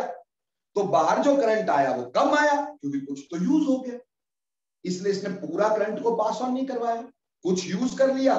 किसके लिए? एक्साइटेशन के लिए यूज कर लिया, तो थोड़ा ही करंट आगे पास ऑन करवाएगा, इस वजह से ये सेमी कंडक्टर हो गया. यहां energy gap is small, energy gap is small है, कंसिडरेबल. यहां वेरी स्मॉल, यहां बिल्कुल ही नहीं, यहां एनर्जी गैप थोड़ा कम है. तो थोड़ी एनर्जी लेके इलेक्ट्रॉन वैलेंस बैंड से कंडक्शन बैंड में जंप कर जाता है, और इस वजह से बेटे हमारे पास ये कुछ एनर्जी यूटिलाइज कर देता है, कुछ कंडक्शन में लगा देता है. इस वजह से थोड़े करंट को पास ऑन करवाता है सेमी कंडक्टर. अब खुद इमेजिन करो कि इंसुलेटर में क्या होना चाहिए. यस मुदिता, इंसुलेटर में क्या होना चाहिए बिटिया? Sir energy gap will be very large. हाँ, सिंपल बात कि इसमें ऐसा होता होगा कि ये वैलेंस बैंड होता होगा और ये कंडक्शन बैंड होता होगा, और एनर्जी गैप जो होता होगा वो बहुत ही लार्ज होता होगा. एनर्जी गैप इज लार्ज, और उस एनर्जी गैप की वजह से, उस लार्ज एनर्जी गैप की वजह से इलेक्ट्रॉन को यहां से यहां एक्साइट कर पाना बहुत मुश्किल. बहुत ज्यादा एनर्जी देनी पड़ेगी तब जाके कोई एक आधा इलेक्ट्रॉन एक्साइट होगा. इसका मतलब सारी एनर्जी तो एक्साइटेशन में यूज हो गई, तो कंडक्शन काहे की होगी? जो करंट पास ऑन करवा रहे हैं वो तो एक्साइटेशन में ही लग रहा है, वो तो आगे जाएगा ही नहीं क्योंकि वो तो एक्साइटेशन में यूज हो रहा है, क्योंकि एनर्जी गैप इज लार्ज. तो यहां ये जो बैंड मॉडल है ये बेटे हमें बताता है कि कितनी आसानी से हमारे पास कंडक्शन होती है. फिजिक्स में भी पढ़ाएंगे तुम्हें ये सेमी कंडक्टर्स में, लेकिन बेटा उनको केमिस्ट्री का पता नहीं होता है. वो सिर्फ बैंड वो फिजिक्स वाले पढ़ाते हैं, बस अपना एक मॉडल सा बना के दिखा देते हैं. ठीक, आपको अच्छे से पता है कि क्यों हो रहा है. ठीक, अब आपको पता है कंडक्शन बैंड क्या, आपको पता है वैलेंस. उनको सिर्फ ये पता था वैलेंस बैंड है जिसमें इलेक्ट्रॉन होते हैं, और कंडक्शन बैंड जिसमें इलेक्ट्रॉन जाने होते हैं, कंडक्शन बैंड में जाते इलेक्ट्रॉन कंडक्शन करते हैं. अगर उसके बीच का गैप ज्यादा हो गया, फॉरबिडन बैंड बड़ा हो गया, तो वो बैड कंडक्टर. अगर फॉरबिडन बैंड छोटा हो गया बहुत तो वो गुड कंडक्टर. अगर बीच बीच में हो गया तो वो सेमी कंडक्टर होता. उन्होंने इतना बताकर छुट्टी कर दी. आपको उसकी डिटेल्स अब समझ में आती है कि पहली बात वैलेंस बैंड क्या बोला? हाईएस्ट ऑक्यूपाइड मॉलिक्यूलर ऑर्बिटल्स का बैंड, यानी वैलेंस शेल का बैंड वैलेंस बैंड होता है, और उससे ऊपर वाली शेल का बैंड जो खाली होता है उसको कंडक्शन बैंड बोलते हैं. बैंड बनते कैसे हैं? बहुत सारे जब एटॉमिक ऑर्बिटल आपस में कंबाइन करके बहुत सारे मॉलिक्यूलर ऑर्बिटल बना देते हैं, और वो मॉलिक्यूलर ऑर्बिटल बहुत पास पास अलाइन कर जाते हैं. उनको अलग अलग देखना मुश्किल हो जाता है, वो अलग अलग नहीं दिखते, तो उसको हम बैंड की तरह देखते हैं. So that is called as a band, और वैलेंस शेल का band is called as valence band. बेटा कंडक्शन बैंड, वैलेंस शेल से ऊपर वाला band is called as conduction band, और उन दोनों के बीच में जो एनर्जी का डिफरेंस उसको बोला फॉरबिडन बैंड और एनर्जी गैप. अगर एनर्जी गैप बहुत ही कम है या नहीं है, तो वो कंडक्टर हो सकता है। उसमें जैसे करंट दिया, इलेक्ट्रॉन जंप किया और फटाफट से कंडक्टिविटी शुरू हो गई। लेकिन अगर थोड़ा गैप ज्यादा हुआ तो कुछ करंट यूज हो गया एक्साइटेशन में और कुछ ही पास ऑन हुआ, इससे सेमी कंडक्टिविटी आ गई। लेकिन अगर एनर्जी गैप भी बहुत ज्यादा है तो भैया सारी एनर्जी तो यूज हो रही है एक्साइटेशन में, ठीक, आगे कैसे पास ऑन होगी, तो ऑब्वियसली वो इंसुलेटर हो जाएगा। बोलो बेटे, समझ में आया कैसे कोई चीज कंडक्टर होती, कैसे इंसुलेटर होती, कैसे सेमी कंडक्टर होती है? जल्दी यस लिखना ताकि आगे का टॉपिक शुरू कर सके।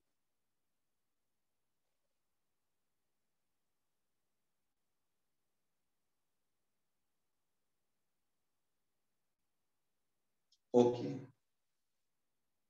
Okay, very good very good. बहुत सारे बच्चों को यस जवाब मिल गया है मेरे को, बहुत सारों से, ठीक। अब बार बार बेटा मैं ये बोलता रहूं, सभी बच्चे जवाब दो, सभी बच्चे जवाब दो। बेटे देखो, अगर ऑफलाइन होते तब तो आपकी शक्लें देख के पहचान लेता हूं मैं किसको समझ में आया कि नहीं आया, है ना मुदिता? शक्ल देख के बता देता था ना तेरे को मैं कि तेरे को समझ नहीं आया, है ना? तो वो तो सामने बैठे होगे तो बात है। अभी ऑनलाइन आप अपने लिए रिस्पॉन्सिबल है। मैं बहुत सारे बच्चों को ये सुनता हूँ बोलते हुए, सर ऑनलाइन समझ नहीं आता। क्यों नहीं आता? क्योंकि हम पार्टिसिपेट ही नहीं करते। अगर हमें नहीं आ रहा होता हम बताते नहीं, टीचर कैसे समझाएगा? ठीक, मैं हूं यहाँ पे आपके डाउट को 25 बार बताने के, सो कोई डाउट ही नहीं। और आपस में सीधे इंटरेक्ट करो। मैंने तो कभी माइक ऑफ ही नहीं किया। लोग पढ़ाते हैं वो वाईकॉम पे, वाईकॉम समझते हो ना, है ना? आपकी स्क्रीन पे लिखा हुआ आता रहता है, बंदे की शक्ल,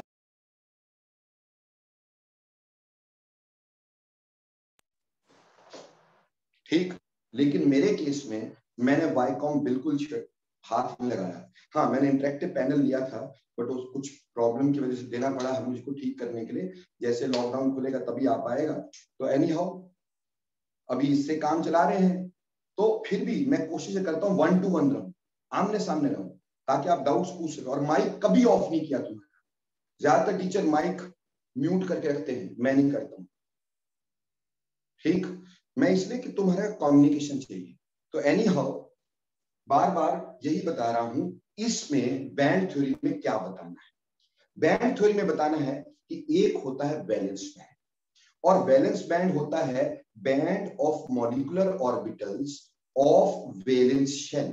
हाईएस्ट ऑक्यूपाइड मॉलिक्यूलर ऑर्बिटल्स का बना हुआ बैंड जो होता है उसको वैलेंस बैंड बोलते हैं, ठीक। और उससे ऊपर वाला जो होता है लोएस्ट अनऑक्यूपाइड मॉलिक्यूलर ऑर्बिटल्स का बैंड, ल्यूमो, उसको बेटे अपन लोग क्या बोलते हैं? उसको अपन कंडक्शन बैंड बोलते हैं। और इन दो बैंड्स के बीच के एनर्जी के डिफरेंस को एनर्जी गैप बोलते हैं या फॉरबिडन बैंड बोलते हैं, जहां इलेक्ट्रॉन कभी नहीं जाता, ठीक। अब जब हम करंट को पास ऑन करवाते हैं, इलेक्ट्रॉन बैलेंस बैंड से एनर्जी को एब्जॉर्ब करते हैं, करंट को लेते हैं, एनर्जी एब्जॉर्ब करते हैं और कंडक्शन बैंड में जंप करते हैं, ठीक है जी। अगर एनर्जी का गैप ना हुआ या ओवरलैप कर रहे हैं या बहुत पास पास हैं, तो इलेक्ट्रॉन इजीली ऊपर चल जाएंगे। इजीली ऊपर जाएंगे तो कंडक्टिविटी इजीली होगी, वो कंडक्टर होगा। लेकिन थोड़ा सा एनर्जी का गैप हुआ तो इलेक्ट्रॉन को यहां से यहां पहुंचाने के लिए कुछ एनर्जी यूज अप हो जाएगी, इसलिए नेट रिजल्ट में हमारे पास कंडक्टिविटी थोड़ी कम हो जाएगी। इस वजह से बेटे हमारे पास ये सेमी कंडक्टर हो जाएंगे। और अगर एनर्जी का गैप बहुत ही बड़ा हुआ तो वो इंसुलेटर हो जाएंगे। अब कहानी तो यहां से शुरू हुई थी कि हमारी मुदिता जी ने मेरे से ये पूछा था कि सर हमें कैसे पता चला टेम्परेचर बढ़ने से क्या हो? देखो बेटे, जब तो कंडक्टर है, यहां मेटल की बात हो रही, लिथियम इज अ मेटल।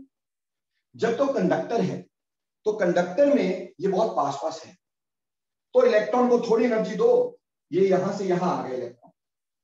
अब आप हट ही नहीं रहे, आप इसको हीट करी जा रहे हैं, हीट कर रहे हैं, more and more electron are jumping into the conduction band, ठीक। कंडक्टर में आप हीट दिए जा रहे हैं, एनर्जी दिए जा रहे हैं, more and more electron jumps into the conduction band, तो कंडक्शन बैंड में रश हो जाएगा, बहुत सारे इलेक्ट्रॉन हो जाएंगे, वो एक दूसरे की मूवमेंट को हिंडर करेंगे। एक दूसरे की इलेक्ट्रॉन का बैरी होता है ना भाई, कुत्ता कुत्ते का बैरी ना, इलेक्ट्रॉन दूसरे इलेक्ट्रॉन को रिपेल करता है कि नहीं करता? तो जब आपने किसी कंडक्टर को जिसके इलेक्ट्रॉन थोड़ी सी एनर्जी से ऊपर चले गए, जैसे करंट पास किया इलेक्ट्रॉन ऊपर चले गए। अब आप और हीट किए जा रहे हो तो more and more electron will move to the conduction band and more electron will move to the conduction band. उससे क्या होगा कि कंडक्शन बैंड में रश हो जाए तो इलेक्ट्रॉन में हिंड्रेंस हो जाए, ठीक, यानी रेजिस्टेंस हो जाए, उसकी वजह से वो फ्लो नहीं कर पाएंगे ज्यादा और उसकी वजह से कंडक्टिविटी डिप कर जाएगी। पहली बात, सेमीकंडक्टर में आपने एनर्जी दी तो क्या होगा, जो हीट कर रहे हैं वो एनर्जी इलेक्ट्रॉन को एक्साइट करने में यूज हो गई। पहले एनर्जी का गैप है तो जो आप दे रहे हैं वो तो इलेक्ट्रॉन को एक्साइट करने पे यूज हो गई, तो जो करंट यूज होता था ना वो बच गया, तो वो करंट कैरी होना शुरू हो गया। इस वजह से उसकी कंडक्टिविटी पहले बढ़नी शुरू हो गई। ये नहीं कि हमेशा बढ़ती रहेगी, जब बहुत सारे इलेक्ट्रॉन यहां पे भी आ जाएंगे तो यहां पे भी कंडक्टिविटी कम होनी शुरू हो जाएगी।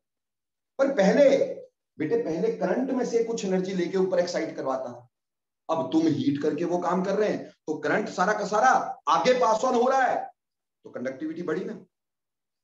ठीक, जैसे सरकार ने 100 रुपए मेरे लिए भेजे थे, ठीक है, 100 रुपए मेरे लिए भेजे थे, रास्ते में एसडीएम डीएम कितने लोगों के थ्रू आए, उनके पार्ट होते मेरे पास बेचारे के पास कुछ नहीं पहुंचा।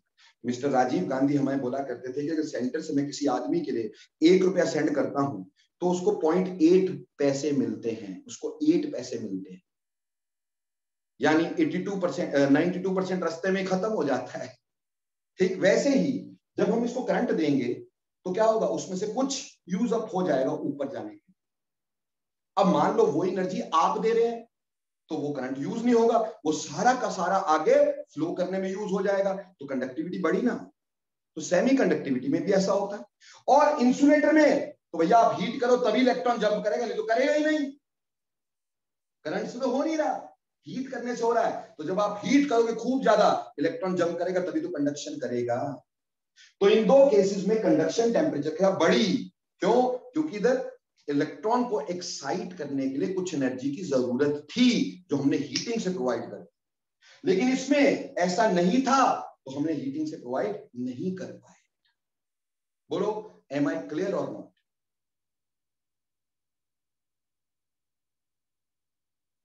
मुदिता, आपके क्वेश्चन का आंसर मिला बच्चे? Yes sir. Sir last case में हमेशा बढ़ेगी कंडक्टिविटी?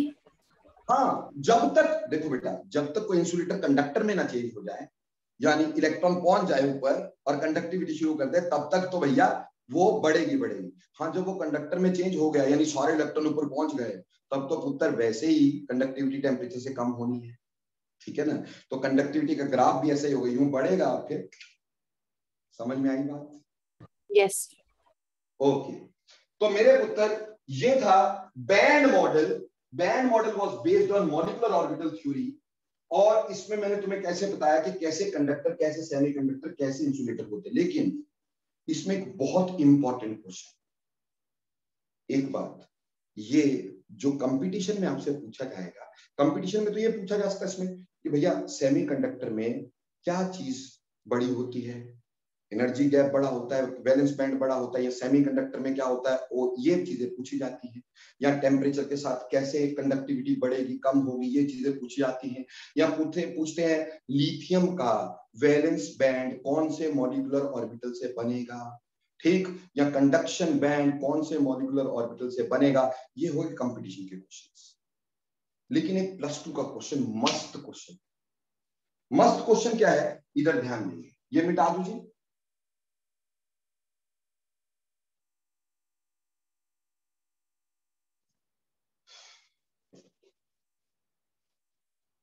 अब देखो ध्यान से, यहां पे हम लोग क्या करते हैं, एक एग्जांपल लेते हैं, से लिथियम एंड बेरिलियम का एग्जांपल लेते हैं। लिथियम और बेरिलियम का एग्जांपल लेते हैं। लिथियम में एक अनपेयर्ड इलेक्ट्रॉन रहता है, जबकि बेरिलियम, लिथियम की कॉन्फ़िगरेशन 1s2 2s1 और बेरिलियम की 1s2 2s2। तो इसमें एक अनपेयर्ड इलेक्ट्रॉन रहता है, और हम ये जानते हैं अगर अनपेयर्ड इलेक्ट्रॉन ज्यादा हो तो बेटा उसकी मूवमेंट ज्यादा हो सकेगी, जगह ज्यादा मिलेगी, तो कंडक्टिंग ज्यादा होना चाहिए। और यहां पे कंडक्टिविटी कम होनी चाहिए, क्योंकि 2 इलेक्ट्रॉन एक ही ऑर्बिटल में आगे, कंडक्टिविटी कम, मूवमेंट के लिए जगह कम, और लिथियम में 1 इलेक्ट्रॉन, मूवमेंट के लिए जगह ज्यादा। तो होना क्या चाहिए था, होना चाहिए था कि कंडक्टिविटी, एक्सपेक्टेड क्या था बेटा, एक्सपेक्टेड ये था कि conductivity of lithium, conductivity of lithium, lithium की जो कंडक्टिविटी है वो बेरिलियम से ज्यादा होनी चाहिए, more than conductivity of beryllium, conductivity of beryllium. ऐसा क्यों? क्योंकि लिथियम में 1 इलेक्ट्रॉन है वैलेंस शेल में भाई, और बेरिलियम में 2 है, तो 1 को मूव करने के लिए पूरा ऑर्बिटल मिलेगा, 2 में मुश्किल होगी, आपस में रिपल्शन होगी भाई। तो एक्सपेक्टेड कंडक्टिविटी, लेकिन एक्चुअली हमने क्या पाया, एक्चुअली पाया कि कंडक्टिविटी लिथियम की कम है और बेरिलियम की ज्यादा है। कंडक्टिविटी लिथियम की कम है और बेरिलियम की कंडक्टिविटी ज्यादा है। होना उल्टा चाहिए था भाई, वो उल्टा गया। ऐसा क्यों? देखो बेटा, ये लिथियम का वैलेंस बैंड है, इधर ध्यान देना बेटा प्लीज, और ये उसका कंडक्शन बैंड है। This is conduction band and this is valence band, ये लिथियम का। ऐसे ही ये वैलेंस बैंड है मान लो बेरिलियम का। ऐसा हो सकता है, मैंने बताया कि कंडक्शन बैंड कई बार ओवरलैप भी कर जाता है, तो बेरिलियम के केस में करता है ओवरलैप, बट चलो ये कंडक्शन बैंड है, ठीक है जी, एनर्जी का गैप कम है दोनों में। पर एक बात देखो, लिथियम के वैलेंस बैंड में आधे ऑर्बिटल्स, हाफ ऑर्बिटल्स कौन से होने थे? सिग्मा 2s, यानी बॉन्डिंग मॉलिक्यूलर ऑर्बिटल्स। आधे कैसे होने थे? Bonding molecular orbitals. क्यों जी? शुरुआत में मैंने बताया था n/2 bonding, n/2 anti bonding, तो ये आधे बॉन्डिंग और आधे anti bonding molecular orbitals. Similarly यहां पे भी होगा, ये बॉन्डिंग मॉलिक्यूलर ऑर्बिटल्स BMO और ये anti bonding molecular orbitals ABMO, ठीक, लिथियम और बेरिलियम दोनों के केस। अब लिथियम में हमारी कॉन्फ़िगरेशन की वजह से सिर्फ बॉन्डिंग वाले भरे हुए हैं, एंटी बॉन्डिंग खाली है, यानी ये फील्ड है और ये खाली है, यानी हम बोलेंगे valence band is half field, valence band आधा फील्ड है। क्यों भाई? क्या एंटी बॉन्डिंग में इलेक्ट्रॉन है? यहां देखो, मैंने तभी मिटाया नहीं, अभी तक सारा मिटा दिया, लेकिन ये नहीं मिटाया। यहां पे बॉन्डिंग में इलेक्ट्रॉन है, एंटी बॉन्डिंग में है क्या? नहीं है, एंटी बॉन्डिंग खाली है, वेकेंट है, इसलिए valence band is half field. अगर बेरिलियम होता, बेरिलियम में यहां 2s में 2 इलेक्ट्रॉन होते, तो वो 2 इलेक्ट्रॉन यहां जाते, तो उसमें यहां पे भी होते इलेक्ट्रॉन, यहां पे भी होते इलेक्ट्रॉन, यानी valence band is fully filled, valence band is fully filled, इसमें वैलेंस बैंड फुली फिल्ड है। अब लिथियम के केस में इलेक्ट्रॉन को यहां से यहां जाना है कंडक्शन के लिए, यानी इस हाफ जगह से यहां तक जाना है, जबकि बेरिलियम को यहां से यहां जाना है। बोलो किसके इलेक्ट्रॉन एक्साइट होने इजी हो गए? बेरिलियम के। बेरिलियम के हो गए ना, क्योंकि बेरिलियम का जो इलेक्ट्रॉन्स है वो बहुत पास है देन द कंडक्शन में, तो इसलिए बेरिलियम के इलेक्ट्रॉन इजीली एक्साइट हो जाएंगे, तो बेरिलियम बेटर कंडक्टर हो जाएगा। तो इसका आंसर ये दोगे कि लिथियम का वैलेंस बैंड हाफ फील्ड है, जबकि बेरिलियम का वैलेंस बैंड फुली फील्ड होगा, उसकी कॉन्फ़िगरेशन की वजह से फुली फील्ड होगा। तो इसके इलेक्ट्रॉन को यहां से यहां एक्साइट करने के लिए हमें कुछ एनर्जी देनी पड़ेगी, तो इसकी कंडक्टिविटी थोड़ी कम होगी, जबकि फुली फील्ड होने से conduction band lies just over it, तो बहुत आसानी से यहां पे इलेक्ट्रॉन चले जाएंगे, थोड़ी सी एनर्जी देंगे, फटाफट जंप ऊपर, तो उसकी वजह से ये आसानी से इलेक्ट्रॉन जाएंगे, ये मुश्किल से जाएंगे, तो obviously beryllium becomes a better conductor. Similar case you can explain with sodium and magnesium. That magnesium is better conductor than sodium, क्योंकि सोडियम का जो वैलेंस बैंड है वो आधा फील्ड है। तो सोडियम में 3s1 होगा तो यहाँ आधे में होंगे, आधे में नहीं होंगे, तो इलेक्ट्रॉन को यहां से यहां जंप होना है, जबकि मैग्नीशियम में पूरा फुली फिल्ड होगा तो इलेक्ट्रॉन को यहां से यहां जंप होना है। यहां से यहां जंप करना इजी, यहां से यहां जंप करना मुश्किल। तो beryllium and magnesium is better conductor than sodium और लिथियम। बोलो क्लियर और not?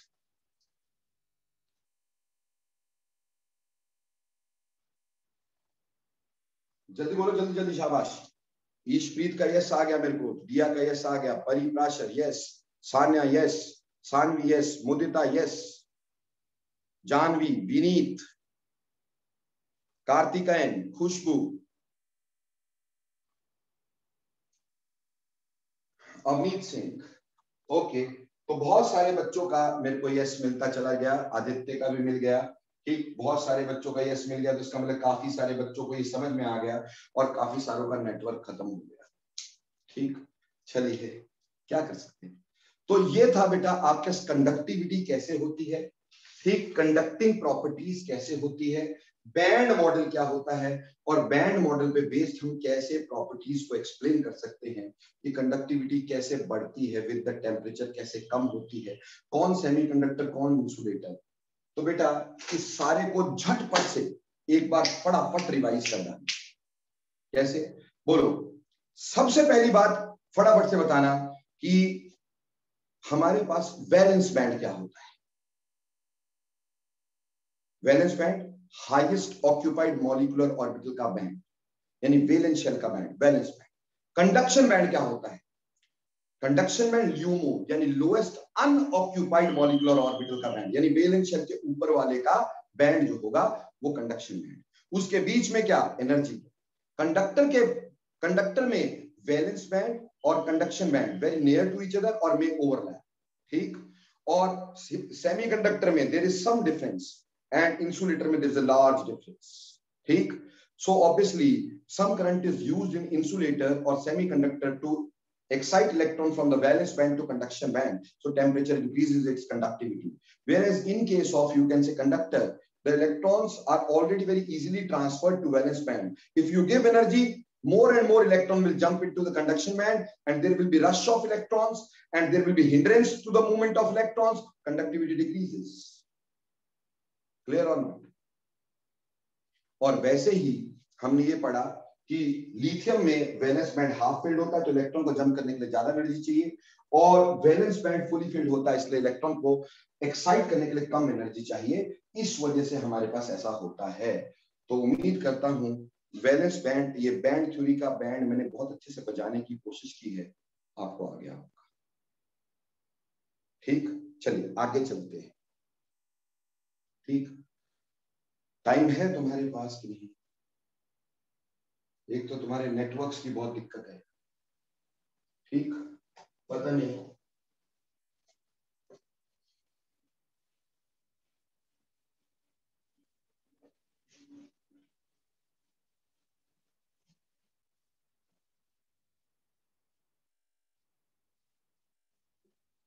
Now,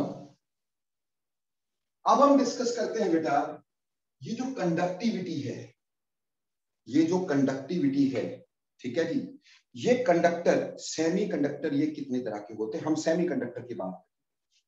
types of semi conductor, types of semi conductor, type of semi conductor. देखो बेटा, जब टाइप ऑफ सेमी कंडक्टर्स की बात करते हैं दो तरह के होते हैं, एक इंट्रिंसिक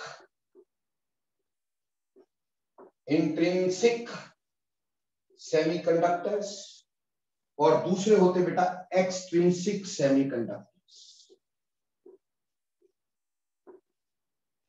इंट्रिंसिक सेमीकंडक्टर्स और extrinsic semiconductors.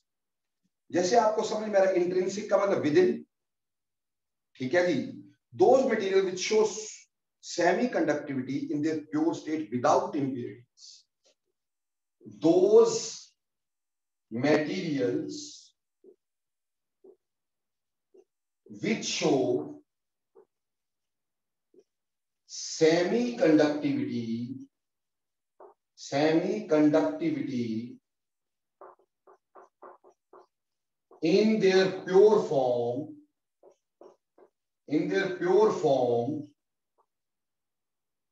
without any impurities.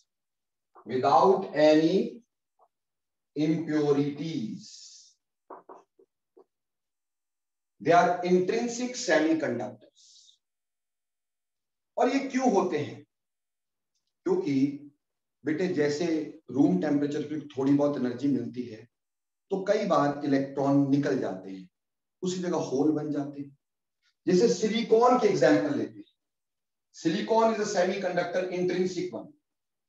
Silicon carbon family का मेंबर है। सिलिकॉन कार्बन फैमिली का मेंबर है। कार्बन फैमिली में कितने वैलेंस इलेक्ट्रॉन होते हैं? 4 वैलेंस इलेक्ट्रॉन होते हैं। तो सिलिकॉन ऐसे 4-4 बॉन्ड बना करके सिलिकॉन रहेगा। ये सिलिकॉन का नेटवर्क स्ट्रक्चर हो गया, इसमें 4-4 सिलिकॉन ने आपस में बॉन्ड बना रखे हैं बेटा। ठीक है जी। तो देखिए यहां से यहां बॉन्ड, यहां से यहां बॉन्ड, यहां से यहां, ऐसे ही यहां यहां यहां, ये बॉन्ड, ये बॉन्ड, ये बॉन्ड, ये बॉन्ड, ये बॉन्ड, ये बॉन्ड, ये बॉन्ड, ये बॉन्ड, ये भी बॉन्ड, ये बॉन्ड, ऐसे नेटवर्क स्ट्रक्चर है सिलिकॉन। अब हुआ क्या कि जब आप रूम टेम्परेचर पे आए, तो हुआ ये, एनर्जी थोड़ी सी मिल गई और कोई इलेक्ट्रॉन अपनी जगह से गायब हो गया, कोई इलेक्ट्रॉन अपनी जगह से निकल गया, बाई चांस निकल गया ड्यू टू टेम्परेचर। अब यहां पे क्या बन गया फिर? होल। बिकॉज इलेक्ट्रॉन यहां से निकल गया due to energy, electron escaped,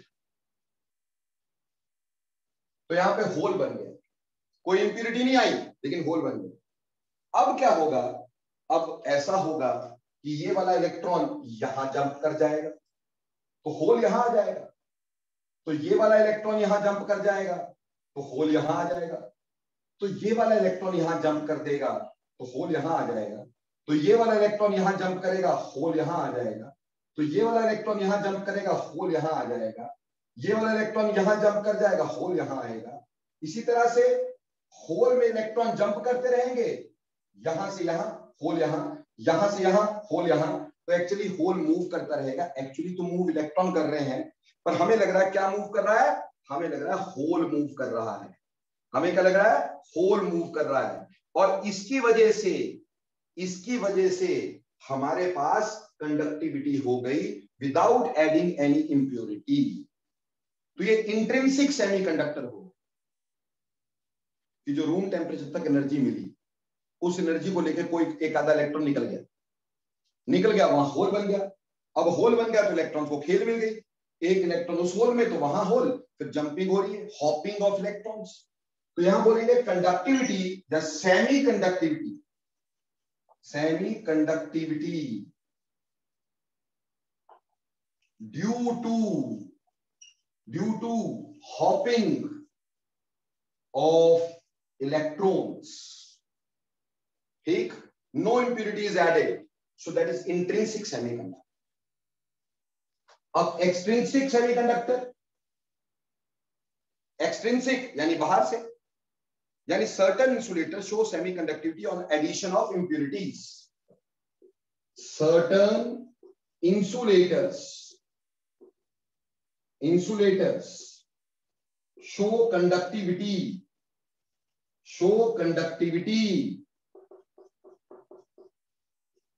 due to addition of impurities.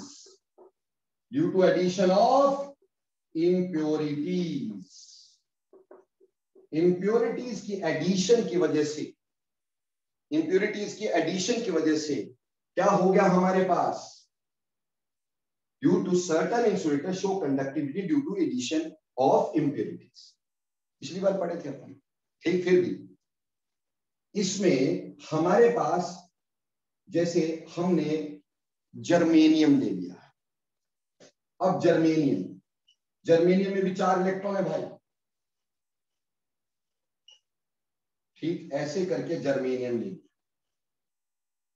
तो ये 1, ये 2, ये 3, ये 4, 1 2 3 4, 1 2 3 4, 1 2 3 4, 1 2 3 4, यहां पे भी 4 इलेक्ट्रॉन, और वैसे ही बॉन्ड बना दीजिएगा जैसे पहले बनाए थे, यहां इसमें इधर इधर इधर इधर इधर इधर, ये आपस में जो आपस में बॉन्ड है, ऐसे करके नेटवर्क आ जाएगा इलेक्ट्रॉन्स, ठीक, ये 3 डायमेंशनल नेटवर्क हो गया। अब मैं इंप्योरिटीज की बात कर रहा हूं, तो 2 तरह की इंप्योरिटीज ऐड कर सकता हूं, एक एडिंग इलेक्ट्रॉन डेफिशिएंट इंप्योरिटी, यानी ऐसी जिसमें इलेक्ट्रॉन की कमी है, लाइक ट्राईवैलेंट इंप्योरिटी, 3 इलेक्ट्रॉन्स वाली ट्राईवैलेंट इंप्योरिटी, यानी बोरोन फैमिली, यहां बोरोन फैमिली की इंप्योरिटी डाल दी, यानी बोरोन डाल दिया, बोरोन ने जर्मेनियम को हटाया, अपने आप यहां आया, पर बोरोन में तो 3 इलेक्ट्रॉन होते हैं, तो ये एक ये, और चौथे इलेक्ट्रॉन की जगह पे क्या बन गया, होल बन गया ना, होल, और उस होल की वजह से करंट क्या होगा, कैरी होगा, जो पहले नहीं हो रहा था, और इससे क्या होगा, current is carried through hole, current is carried through hole के थ्रू, होल मतलब वैकेंसी, वैसे ही यहां का इलेक्ट्रॉन यहां, तो यहां का यहां, ऐसे करके, और जब भी करंट होल के थ्रू फ्लो होता है, होल को बोला पॉजिटिव कैरियर, इसलिए give rise to P type semiconductor, therefore P type semiconductor is formed, P type semiconductor is formed. अब अगर तुमसे कोई पूछे what is P type semiconductor, क्या बोलोगे कि when current flows through holes, when current flows through holes, holes are vacancies, अगर current vacancy के थ्रू फ्लो कर रहा है तो वो क्या होगा, वो पी टाइप सेमीकंडक्टर होगा। मैंने पिछली बार बताया था, पिछला ग्रुप, प्रीवियस ग्रुप चढ़ाओगे, पिछले वाला, जैसे ये जो जर्मेनियम है 14 ग्रुप है और बोरॉन 13, तो पिछले वाला ग्रुप 13 ग्रुप चढ़ाया तो क्या बन गया, पी टाइप। मान लो दूसरी बात, एडिंग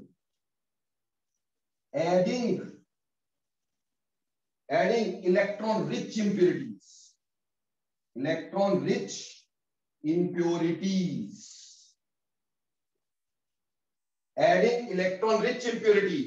जैसे पेंटावैलेंट इंप्योरिटीज, 5 इलेक्ट्रॉन वाली पेंटावैलेंट इंप्योरिटी, 5 इलेक्ट्रॉन वाली, लाइक नाइट्रोजन फैमिली, जैसे मान लो अब यहां बोरोन की जगह आपने क्या किया, नाइट्रोजन में से आर्सेनिक ले लिया, आपने यहां आर्सेनिक चढ़ा दिया, इंप्योरिटी किसकी डाली, आर्सेनिक की, आर्सेनिक में से 5 इलेक्ट्रॉन, तो 4 तो यहां बॉन्ड में जहां जगह थी वहां पे मिल गए, 1 इलेक्ट्रॉन खाली, अब वो खाली इलेक्ट्रॉन अपने लिए जगह ढूंढेगा, ठीक, ये 5 इलेक्ट्रॉन आर्सेनिक के, 1 2 3 4 5, जर्मेनियम के 4 थे, 4 की जगह पे 4 आ गए, 1 खाली, तो ये इसको धक्का मारेगा, ये इसको धक्का मारेगा, ये इसको धक्का मारेगा, ये अगले को धक्का मारेगा, ये अगले को धक्का मारेगा, ये इसको धक्का मारेगा, ये बाहर जाएगा, यानी now current will flow through electrons. तो अगर इलेक्ट्रॉन रिच डालेंगे तो करंट फ्लोज थ्रू इलेक्ट्रॉन्स, और इलेक्ट्रॉन नेगेटिव होते हैं, इसलिए this give rise to negative N type semiconductor, so this give rise to n type semiconductors, इस तरह से एन टाइप सेमी कंडक्टर बनेंगे। तो इसका एक simple shortcut, P for previous, कभी भी पिछला ग्रुप चढ़ाओगे तो P type semiconductor, N for next group चढ़ाओगे तो भैया N टाइप सेमीकंडक्टर बनेंगे। अगर पूछते पी टाइप सेमीकंडक्टर क्या होते हैं, बोलना जिसमें करंट फ्लो थ्रू होल्स। और अगर पूछे N टाइप सेमीकंडक्टर क्या होंगे, बोलना in which current flow through electrons. Negative charge carrier हो तो N type, positive charge carrier हो तो पी टाइप। होल को पॉजिटिव चार्ज कैरियर बोलते हैं तो वो पी टाइप, और बेटा इलेक्ट्रॉन को नेगेटिव चार्ज कैरियर होता है तो उसको क्या बोलते हैं, एन टाइप। और मैंने बहुत शॉर्टकट बता दिया, पिछला ग्रुप चढ़ाओ प्रीवियस, ठीक, प्रीवियस ग्रुप की इंप्योरिटी डालो तो क्या पी टाइप, नेक्स्ट ग्रुप की डालो तो एन टाइप। अब फिजिक्स वाले बताएंगे पिछला प्रीवियस, वो तो सिर्फ बताएंगे ट्राइवेलेंट इंप्योरिटी, पेंटावेलेंट इंप्योरिटी, उनको नहीं मालूम है क्या है, ठीक है, क्योंकि इतने समय पर जाके ना फिजिक्स में केमिस्ट्री थोड़ी भूल जाती है भाई। अब हमें पता है कि भैया ट्राइवेलेंट यानी बोरोन फैमिली पिछला ग्रुप चला रहे भाई इसमें, तो क्या होगा, होल बनेगा, इलेक्ट्रॉन कम है तो पी टाइप। और नेक्स्ट ग्रुप चढ़ाएंगे पेंटावेलेंट तो भैया इलेक्ट्रॉन फ्री हो जाएगा तो फिर एन टाइप सेमीकंडक्टर। ऐसे एन टाइप और पी टाइप सेमीकंडक्टर्स बन जाते हैं। और ये जो डायोड होते हैं एनपी, इन दो को जोड़ के डायोड बनता है, एनपी डायोड। ट्रांजिस्टर होते हैं एनपीएन ट्रांजिस्टर, ठीक। आपने +2 में अभी आगे प्रैक्टिकल भी देने हैं तो उसमें आपको रेक्टिफायर वगैरह बनाना होगा। ट्रांजिस्टर जो होते हैं वो ऐसे बनते हैं एनपीएन, एक एन टाइप सेमीकंडक्टर, फिर पी टाइप, फिर एन टाइप, या फिर पीएनपी, पी टाइप, फिर एन टाइप, फिर पी टाइप, ये ट्रांजिस्टर होते हैं। डायोड्स, जैसे आप बोलते हैं ना एलईडी, लाइट एमिटिंग डायोड, तो डायोड में क्या होता है, एक एन टाइप और पी टाइप का मिक्सचर, दैट इज डायोड। तो एन टाइप में इलेक्ट्रॉन ज्यादा होते हैं, पी टाइप में इलेक्ट्रॉन कम होते हैं, तो एन टाइप से इलेक्ट्रॉन कहां जाते हैं, पी टाइप की तरफ, इससे कंडक्टिविटी, और यही डायोड होते हैं। बोलो क्लियर? Yes sir. किसी को कोई दिक्कत है तो पूछ सकता है बेटा आज के लेक्चर में अभी तक। अब लास्ट बात, इन इंप्योरिटीज के डालने को बोलते हैं डोपिंग। तो डोपिंग क्या होता है, replacement of particle by an impurity. तो डोपिंग, अगर कोई पूछे डोपिंग क्या होता है, बोलना रिप्लेसमेंट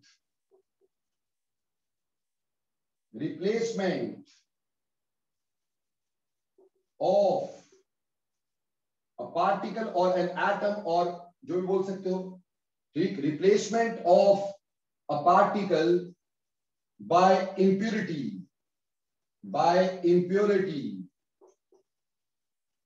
उसको डोपिंग बोलते हैं। तो हमने यहां डोपिंग करनी है, डोप करना है। अगर पिछला ग्रुप डोप किया तो पी टाइप, अगला ग्रुप डोप किया तो एन टाइप सेमीकंडक्टर, तो इसको डोपिंग बोलते हैं।